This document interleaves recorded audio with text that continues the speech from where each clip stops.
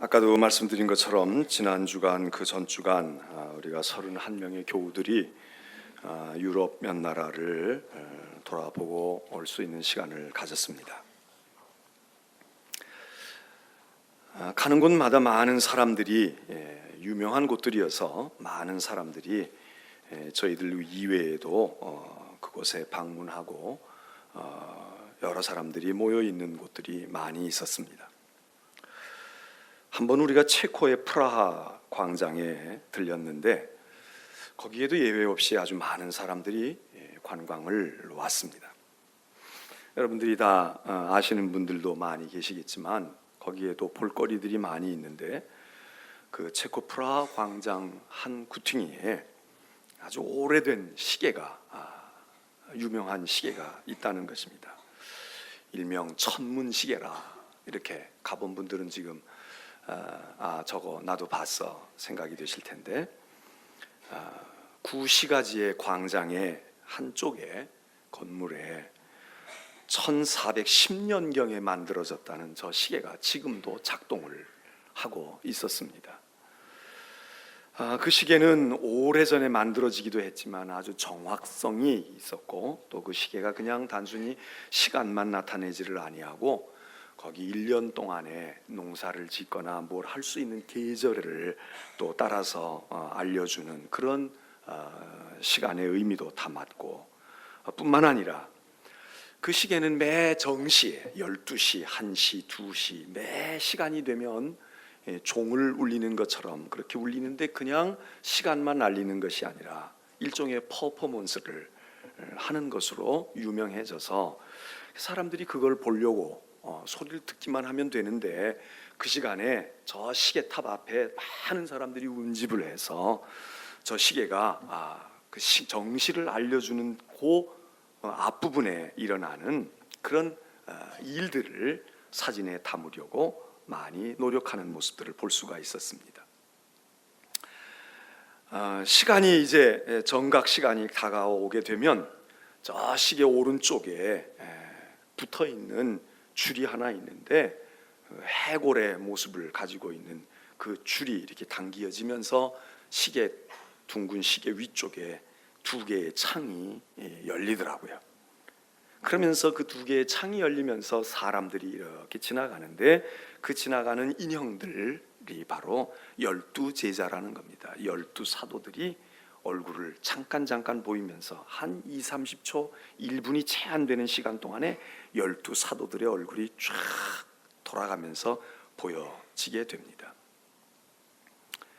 그 짧은 시간 그걸 보려고 저 시계 자체도 그렇지만 그 정각의 시간 언저리에 한 20분 전, 15분 전이면 사람들이 운집하기 시작을 합니다. 그러면서 그 조각품들이 이제 움직여가고 그런 것들을 보여지면서 그 설명하는 분이 그러더라고요. 저렇게 시간이 짧은 시간이 그렇게 속절없이 흘러가는데 그 시간이 흘러간 뒤에 시간이 지나고 난 다음에 시간 너머에 뭐가 있을까? 시간 다음에 오는 건 뭘까?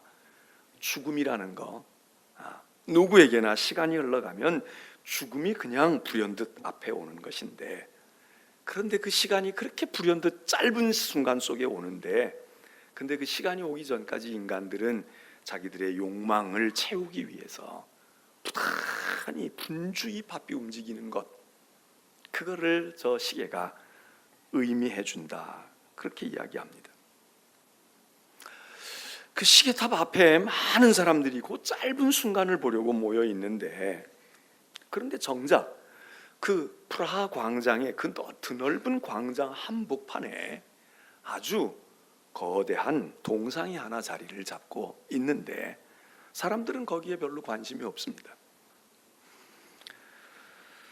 저 동상은 체코의 유명한 분인데 바로 얀 후스라고 하는 분의 동상입니다.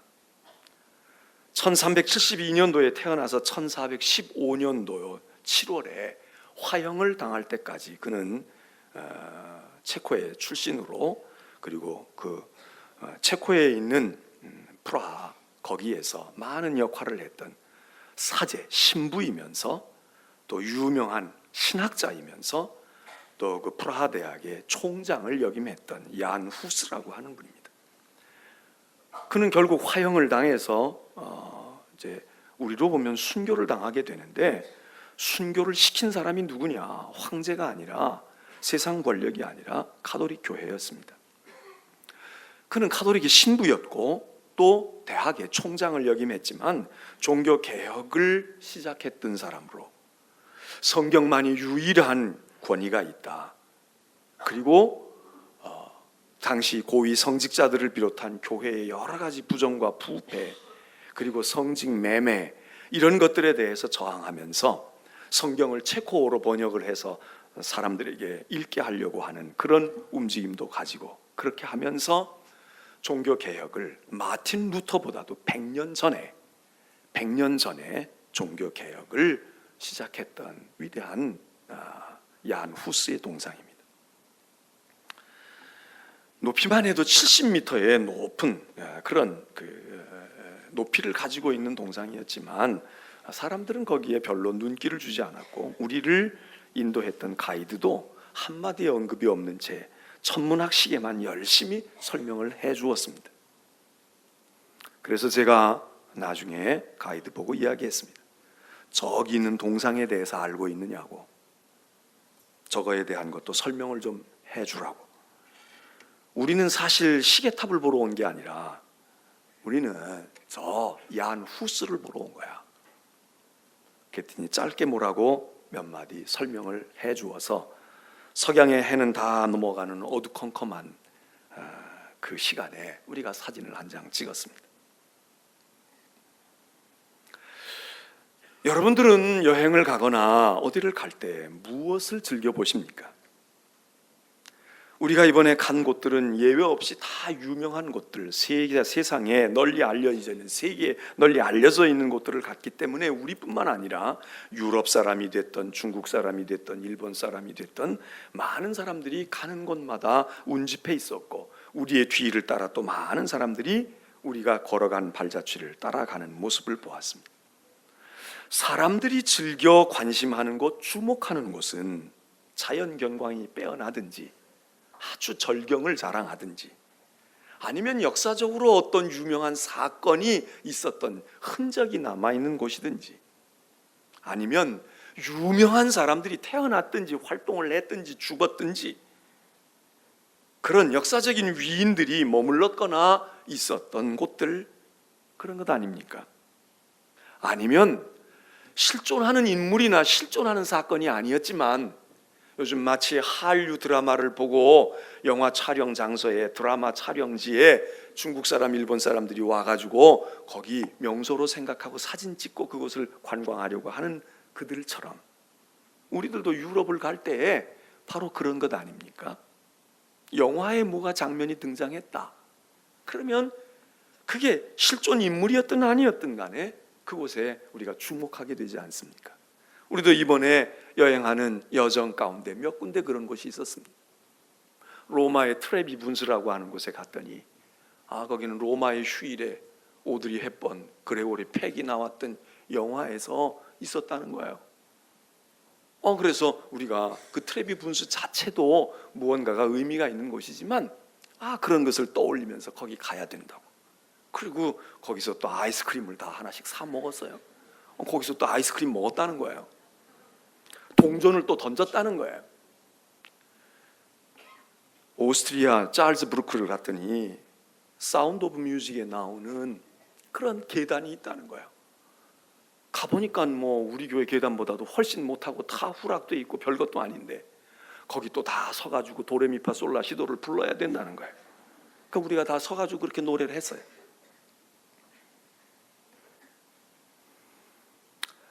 또 한 곳을 갔더니 그것은 셰익스피어의 작품 속에 로미오와 줄리엣에 나오는 바로 그 소설이 쓰여졌던 그 무대에 바로 거기였다.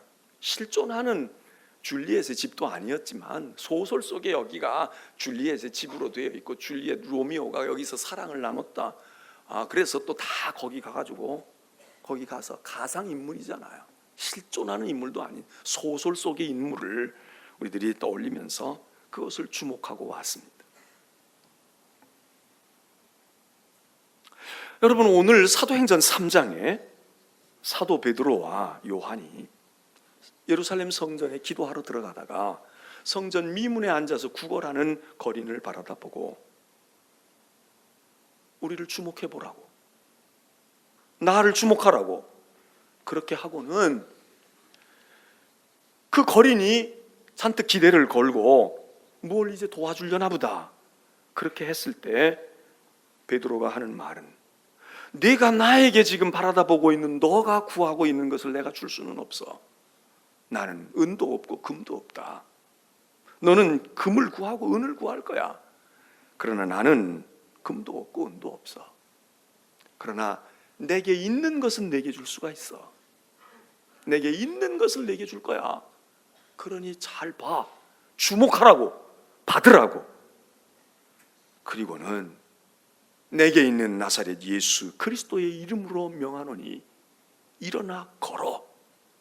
일어나 걸으라고. 그리고 오른손을 잡아 일으키니까 그 지체장애를 가지고 안진뱅이로 있던 그 사람이 일어나 팔과 발목이 힘을 얻고 일어나 걷고 뛰기도 하고 찬송하는 기적이 나타났다는 겁니다.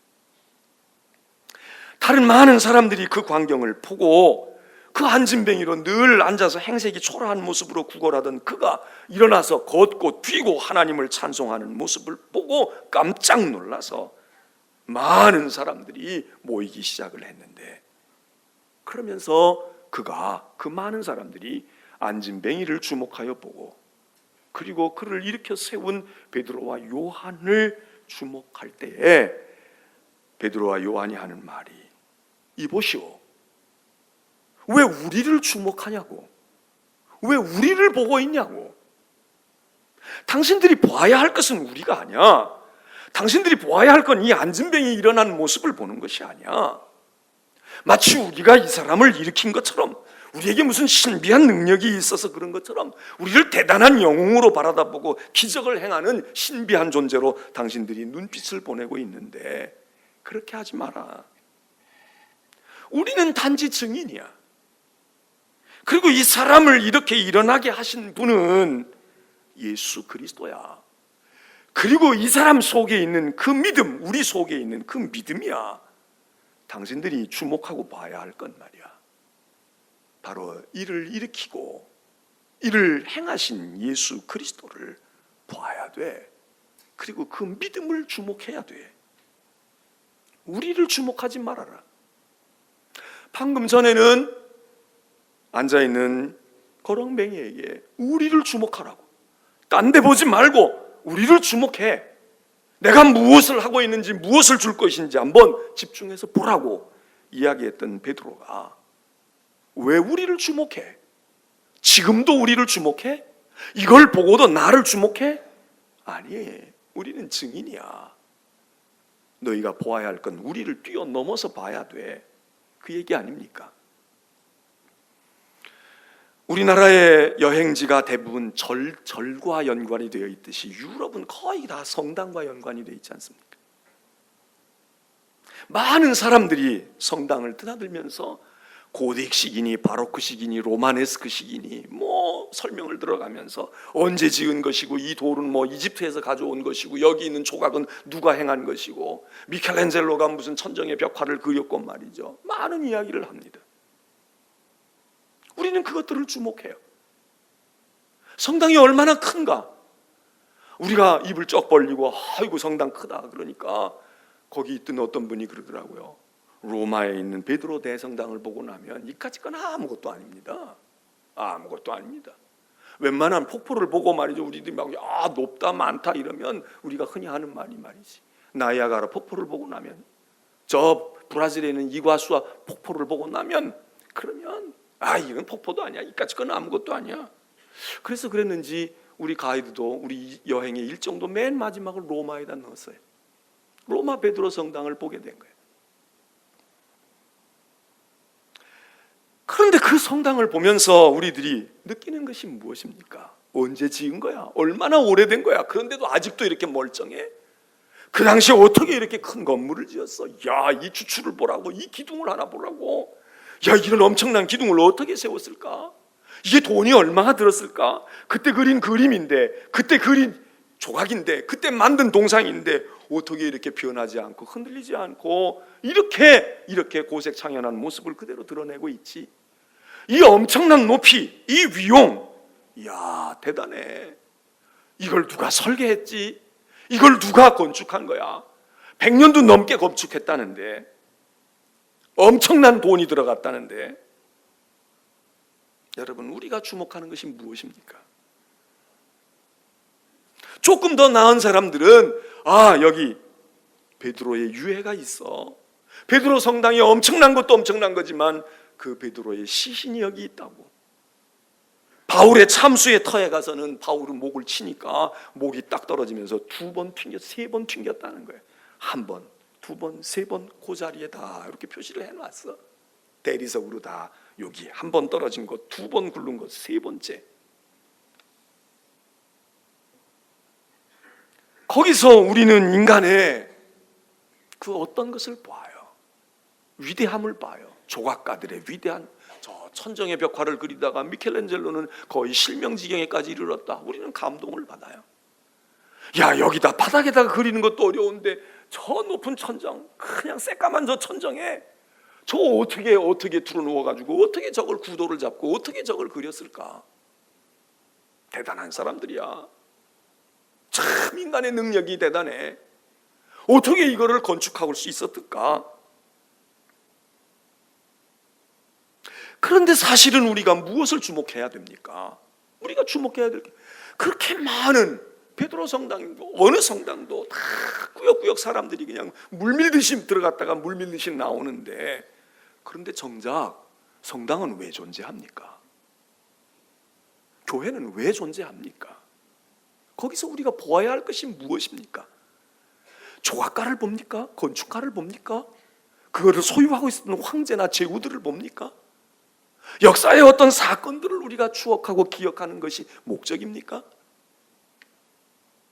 거기서 바라보아야 할 것은 그 그림을 그린 사람, 그 물질을 내놓고 헌신했던 사람, 그 건축을 구성했던 뛰어난 건축가들, 설계가들, 그들의 마음속에 있던 신앙이었을 것이고, 그리고 더 궁극적인 것은 그들을 그렇게 죽음으로까지도 순교를 당하면서도 눈이 멀면서도 아무것도 두려워하지 않고 거기에 몰입하고 헌신할 수 있게 한 바로 그것, 그들이 보았던 그것, 그들이 알았던 그것, 그들이 사모했던 그분, 그걸 우리가 주목해야 되지 않아요? 그러면 그렇게 많은 사람들이 그 성당을 드나들고 그렇게 많은 유적지를 바라다보고 그렇게 많은 신자들이 죽음도 불사하면서 카타콤베에 묻혀 있었던 그 무덤과 그 시신들을 보고 나면 사람들이 무엇을 주목해야 돼요? 죽음을 불사하게 했던, 바로 저들을 저렇게 만들었던 그 힘이 무엇이며 그 신앙의 주가 누구인가? 예수를 주목해야 되잖아요. 관광객은 많은데 미사하는 사람은 없어요. 거기 오가는 사람들은 그렇게 많고 각종 종파에서 인도 사람도 오고 말이에요. 이슬람 계통의 사람들도 오고 다 오는데 그들은 관광으로 온 사람들이지, 그들이 정말 주목해야 될 걸 주목합니까? 베드로는 이야기해요. 나를 주목하라고, 우리를 주목해보라고. 우리는 부자가 아니야. 너희는 금과 은을 구할지 모르지만 나는 그걸 너에게 채워줄 수 없어. 그런데 내게 있는 건 너에게 줄 테니까 한번 나를 주목하라고. 그리고 주목을 시켜놓고 난 다음에 베드로는 곧이어 무엇을 얘기합니까? 왜 우리를 보고 있어? 아니 너 보라며. 나를 보라면, 이야기는 나를 보고 있노라면 나를 보는 게 아니라 내 위에 계시는, 내 뒤에 계시는 그분을 볼 거야, 그 얘기 아닙니까? 오늘 우리는 볼 것을 보려고 하지도 아니하고, 또 오늘 교회와 오늘 우리들 믿는 우리들과 믿음의 신앙을 먼저 가진 우리들은 세상을, 우리를 주목시키는데 관심이 있잖아요. 우리를 뛰어넘어서 우리를 통과해서 가야 되는데, 마치 시계탑을 바라다 보면서 시계라고 하는 것, 시간이라고 하는 것 정확하다, 계절이 온다, 농사를 지을 때 씨를 뿌려라, 거두어라, 지금은 뭘 어떻게 해라, 그걸 가르쳐주는 것도 있지만 너희 그렇게 열심히 살지만 말이야, 너희 열심히 사는 것 잠시 뒤에는 저 정각의 시간이 울려지고 그리고 모두가 죽음에 이르는 거야. 시간 뒤편에 있는 죽음을 보라고. 너희의 시간 뒤편에 있는 죽음을 보라고. 그래서 시계가 움직여지고 있는 그 의미를 모르고 시간만 재고 있고 절기만 따라서 씨앗만 뿌리고 추수만 하면 되고 정교한 시계를 자랑하는 인간들과 똑같이 오늘 우리들이 정말 바라다 보아야 될 것을 보지 못하는 사람들에게 주목을 시켜놓았으면 그 다음에 뛰어넘어서 십자가를 보게 하고 복음을 보게 해야 되는데 예배당 구조물만 본다. 첨탑 꼭대기에 있는 황금 십자가만 보게 한다. 이 건축은 누가 지은 거기 때문에 유명한 거야. 미켈란젤로를 보러 가는 거지. 베드로를 보러 가는 거지. 바울을 보러 가는 거지. 그 바울과 베드로가 미켈란젤로가 추구했던 그리스도와 하나님과 복음을 오늘 우리들이 정말 추구하고 주목하느냐 이거. 여러분은 무엇을 주목하고 삽니까? 여러분은 무엇을 생각하고 무엇 때문에 살아갑니까? 오늘 예수님께서도 말씀을 하십니다. 너희가 무엇을 보려고 광야에 나갔냐? 많은 사람들이 광야에 나가요. 사람들이 광야에 많이 간다는 거예요. 그러니까 광야로 가요. 예수님이 물어요. 너희는 왜 광야에 가? 왜 광야에 사람이 많이 가는데요? 거기가 유명한 고적지고 거기 유명한 관광지인데요. 우리 이번에 코스에서 그걸 꼭 가야지요. 그거 안 가면 안 되지요. 남들도 간다는데 거기 가면 꼭 그걸 봐야 된다는데. 저희 여행의 마지막 날 티틀리스라고 하는 알프스산을 등정하기로 했어요. 그런데 하늘이 시커멓고 구름이 낀 거예요. 그래도 가보면 어떻게 되겠지. 입구까지 갔어요. 가보니까 더 시커매. 비가 막 억수로 쏟아져. 가이드가 하는 말이 올라가면 아무것도 볼 게 없다는. 여기도 이렇게 안개와 비구름이 자국하게 꼈는데 높은 산 꼭대기 올라가 봐야 아무것도 보지 못합니다. 올라갔던 사람들도 올라가 봐야 볼 수가 없다는 거예요. 우리가 거기까지 갔다가 그냥 되돌아서 왔어. 뭐 하나 꼭 봐야 되는데 마지막 날이었고 더군다나 마지막 날이었고 알프스에서는 그걸 봐야 되는데 했는데 그거 못 볼 때 아쉬움. 우리가 그 도시로 이렇게 빠져나와서 보니까 산을 바라다 보니까 구름이 걷히는 거예요. 맑아지는 거야. 지금 가면 괜찮을걸. 그러나 이미 때는 늦었지. 우리는 공항으로 가서 비행기를 타야지. 산으로 가면 우리가 어떻게 집에 오겠어요? 뭘 하나 보지 못하면 아쉬움이 많아. 그런데 그렇게 가서 본들 말이죠. 왜 갔어? 예수님 말씀하시죠. 사람들이 많이 가니까 갔지요. 광야에 뭐가 있는데? 옷 잘 입은 사람 보려고 갔니? 무엇 보려고? 갈대 보려고 광야에 갔어? 너희가 왜 광야에 간 거야? 광야에 가는 거 좋다 이거야. 왜 갔냐 이거. 선지자 보려고 갔지 않아. 선지자 보려고 갔지 않아. 근데 가서 선지자 보지 아니하고 딴짓만 하고 왔다. 무슨 소용이 있습니까? 유럽의 수많은 사람들이 지금 이 시간에도 수많은 사람들이 성당을 드나들고 기독교의 발자취를 밟고 있어요. 예배당은 비었고 성당은 비었다는데 관광지 가보니까 전혀 아니더라고. 꽉꽉 차 있더라고. 그런데 그렇게 많은 사람들이 바울의 참수터를 가서 보면 뭐하고 베드로 성당을 가서 보면 뭐합니까? 체코의 프라하 광장에 가서 시계탑이나 보고 온다면 무슨 소용이 있습니까? 얀 후스가 누구인지 저 뒤에 있는 검은 동상은 저기 뭐하는 건지 아무 관심도 없어. 오로지 천문학 시계에만 관심이 있어. 그리고 천문학 시계에도 말해주는 메시지는 이보시오 여러분들, 당신들 부지런히 살고 아무리 정확하게 살고 아무리 시간을 아낌없이 분배해서 잘 살지라도 잠깐 뒤에는 해골이 당신 잡아당겨, 시간의 줄이 자기를 잡아당겨. 죽음 시간 뒤에 잘 관리해도 시간 뒤에, 시간 너머에는 죽음이야. 알고나 있어? 죽음을 맞을 준비하고 있어? 이 메시지에 관심 없어. 너희가 어찌하여 광야에 나갔냐? 자, 선지자를 보러 나갔다고 대답을 할지라도요, 선지자 보는 게 목적이 아니잖아요. 예수님의 이 말씀이 뭐예요? 그 세례 요한이 선지자야. 그래, 맞아. 근데 세례 요한이 무슨 얘기했냐? 훌륭한 얘기하던데요, 의의를 말하던데요, 정의를 말하던데요. 천만의 말씀 아니야. 세례 요한이 나를 말하는 거야. 나. 광야에 100번 나가도 세례 요한만 보고 오면 무슨 소용이 있어요? 세례 요한도 보지 못하고 옷 잘 입은 사람 보려고 나가고 갈대 보러 나간 사람보다는 나을지 몰라요. 그러나 50보가 100보야. 별 차이가 없어. 세례 요한을 만나는 이유는 세례 요한이 목적이 아닙니다. 세례 요한이 선지자였고 그 선지자가 예수를 예비하러 온 분이었기 때문에 세례 요한을 통해서 예수를 만나야 되는 거지. 예수 만나지 못하고 세례 요한 만나면 무슨 의미가 있습니까? 무엇이 우선이고 무엇이 중요한 것인가? 예수님 말씀 마태복음 6장에 산상수훈에 하고 계십니다. 내가 너희에게 이른다. 목숨을 위하여 무엇을 먹을까, 무엇을 마실까, 무엇을 입을까 염려하지 말아라. 목숨이 음식보다 중요해? 무엇을 입을까, 무엇을 먹을까, 무엇을 마실까? 우리가 염려하는 것은 정말 목숨이 중요하다고 할 것 같으면 그런 염려할 것 없어. 음식보다는 말이야 목숨이 중요한 것 아니야. 의복보다 몸이 중요한 거 아니야. 그러므로 너희는 먼저 하나님의 나라와 그의 의를 구해 그리하면 모든 것 너희에게 더해 주신다. 주님의 유명한 말씀 아닙니까? 여러분은 오늘 교회에 오셨습니다. 세상에 안 나가고 교회에 오신 거 100번 잘하신 거지요. 여러분 교회에 오셨어요. 안 온 것보다 훨씬 나아요. 그런데 예수님 말씀을 여기다 한번 적용해 보자고요. 너희는 무엇 때문에 교회 왔니? 무엇 때문에 예배 드리니?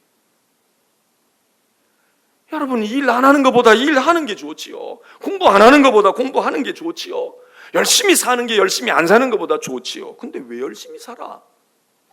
도대체 무엇 때문이야? 도대체 목적이 무엇인 거야? 우리가 주목하고 있는 것은 몸입니까? 우리가 주목하는 것이 정말 목숨입니까? 아니면 의복입니까? 아니면 음식입니까? 사도 바울은 이야기합니다. 골로새서 3장 2절에 위의 것을 생각하고 땅의 것을 생각하지 말아라.